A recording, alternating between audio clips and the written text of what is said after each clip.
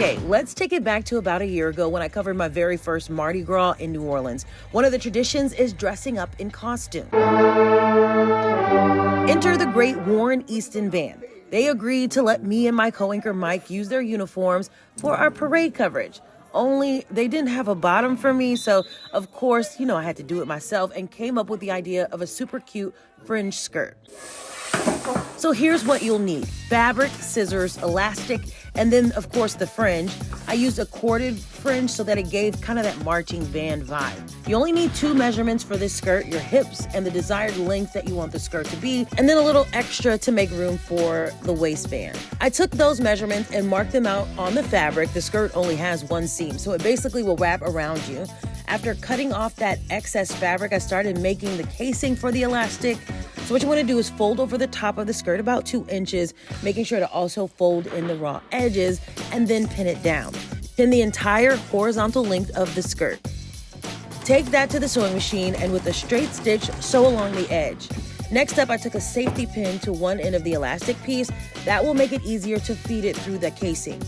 Using your fingers to feel for that metal pin, guide it through the casing to the other end, making sure not to lose the other side of the elastic. Once you have it all the way through, pin the side that does not have the safety pin so it won't move when you're sewing it. Then just sew a simple straight stitch to keep the elastic in place, and you want to do that to both sides. Next, we're using those pins again. Fold the skirt in half and pin the raw edges together. If you're using a pattern fabric, you want to do this where the right sides of the fabric are facing each other. After sewing, I use some pinking shears to cut along the raw edges. I don't have a serger, and this is an easy way of making sure that your fabric doesn't fray and unravel.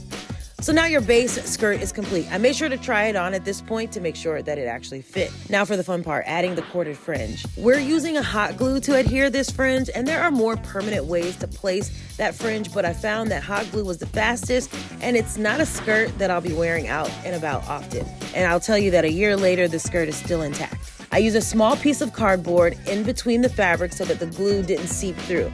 And then I just got in there, little by little, adding the glue and then pressing in the fringe. You want to be careful here because the glue is hot and it does come through the fringe while you're pressing it in. I think I did about 7 or 8 rows. When I got to the top, I made sure to pull on the elastic to stretch the skirt as it would be on my body. This ensures that you use the right amount of fringe because remember, that fringe is not stretchy. And that's it. At this point, I wanted to try it on again. I had run out of fringe, so I had to take another trip to Joann's before I completed the back of the skirt.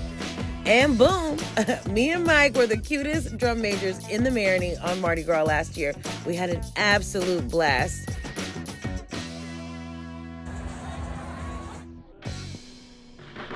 What do you think of the way it all came together?